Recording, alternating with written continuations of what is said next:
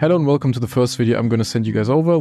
First step, go on the web and find some inspiration. So this is the kind of stuff I'm going to go for. The main thing to note when looking at these kind of inspirational pictures from Pinterest, say, is to look out for the main composition, which is where's the camera placed, where is the main element. The main element is the bed. Where is the light coming from? In this case, there is multiple light sources. The main light source though is the sun, which is casting light from the outside to the inside, sort of from the left side, through a window and through curtains. The average size for a bedroom is something around, I think, 3 by 4 meters. Keeping everything at real world scale means Googling what the average scale for a bedroom is, because we're making a bedroom. Also, you should Google the average size for a bed and the average height for a bedroom and all this kind of stuff, just to get an idea of where the average sits, so that you don't go completely crazy and mess it up completely. But that doesn't mean that you don't have freedom, because you have all the freedom that you want in Blender. It just makes sense to have some kind of orientation. So for orientation, it also makes sense to get a human reference. And by human reference, I mean just getting any kind of human model.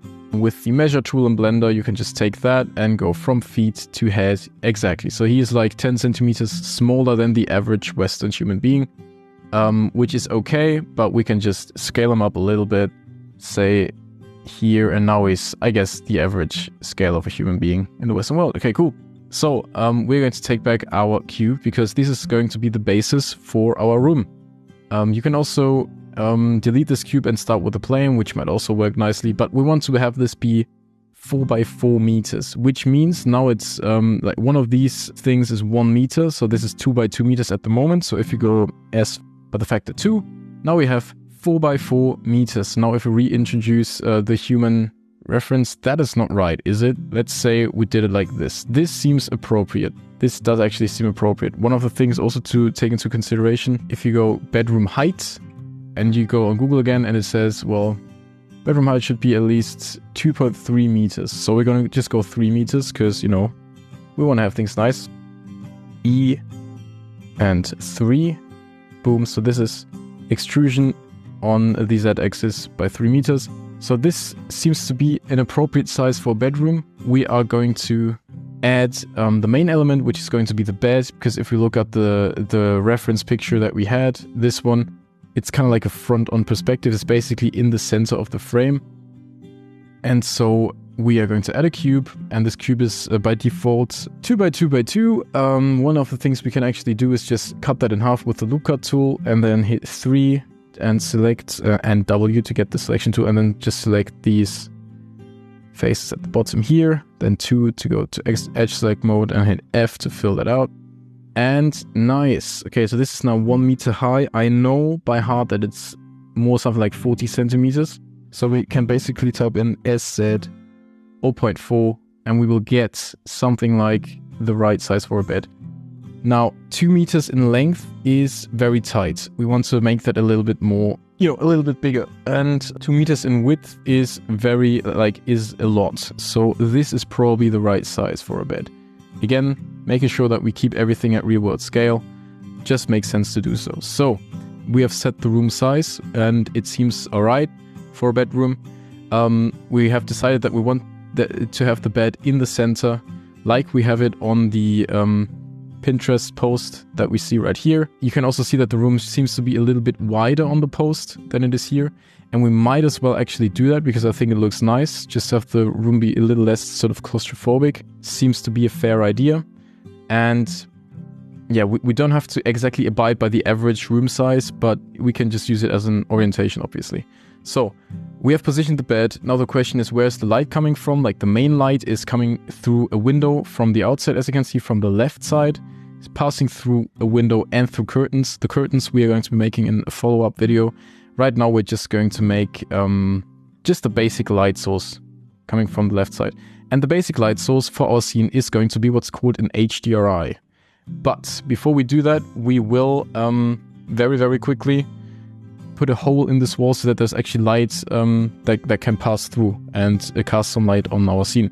So what we will do is we will select this side and hit Y, which is going to separate it from the rest, basically.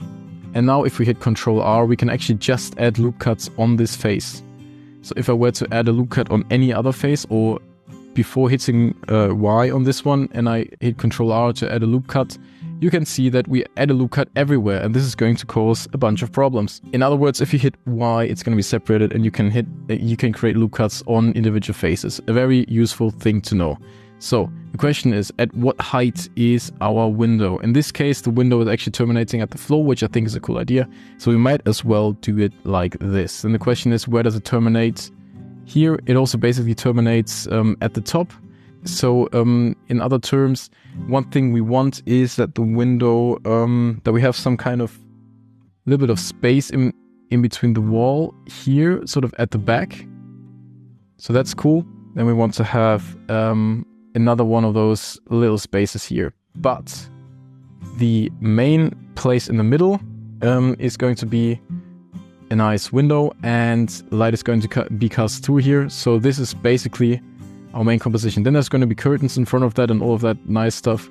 But for now, this is roughly speaking the composition that we want. Now, one thing, we want the camera to be placed at the center so that we see a little bit of this.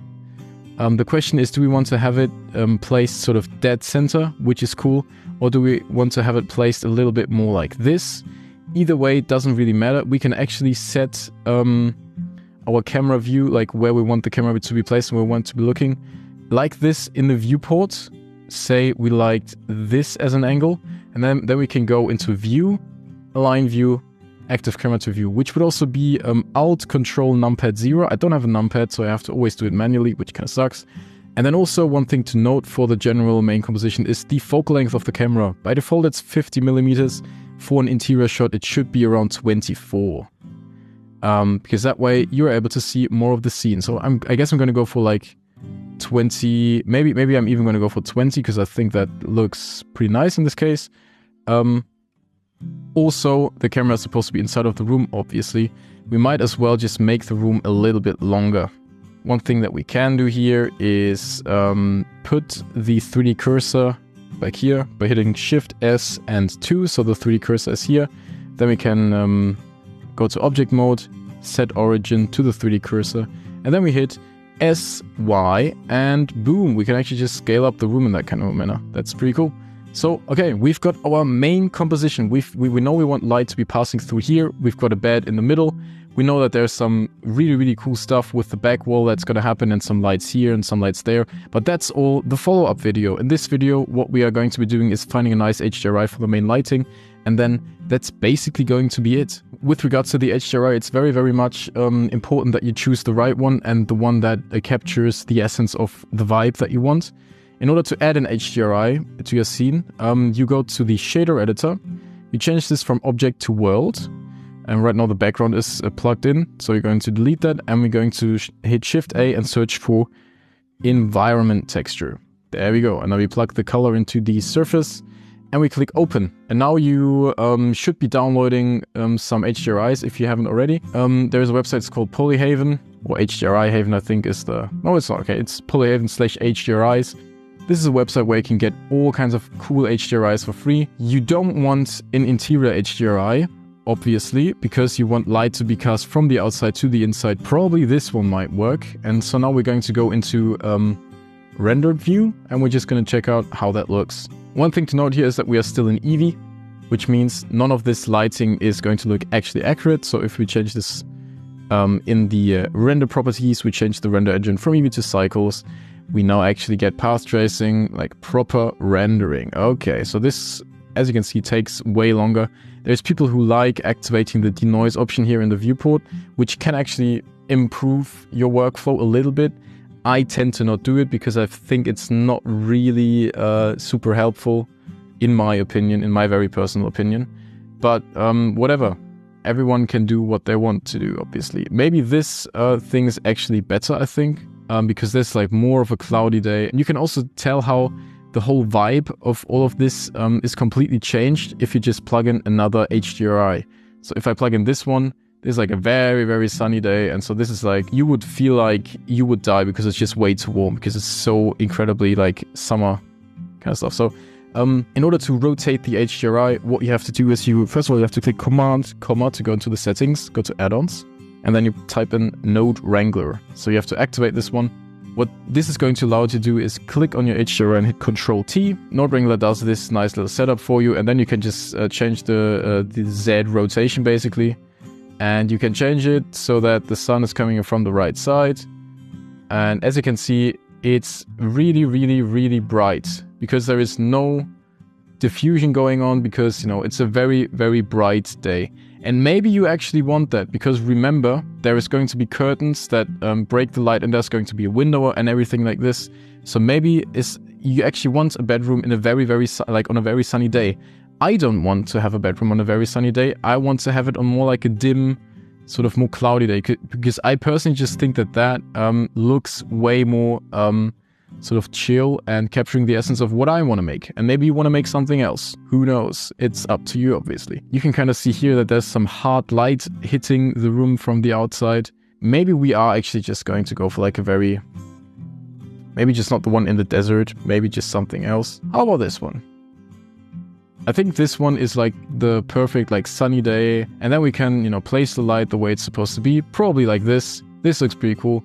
And yeah, this is the main composition basically. We've got a bed in the center. We have got a nice big window, and all the window rails and the curtains are going to be made in the next video. But this is the basis for our render. So the goal of this video is to teach you guys how to get the camera position, the main object placement, and the main lighting in. So all the main composition decisions have already been made and are in place. So we want an empty room with accurate real-world size, and we want, as said, all the main composition things be done. So this is the first video, and until the next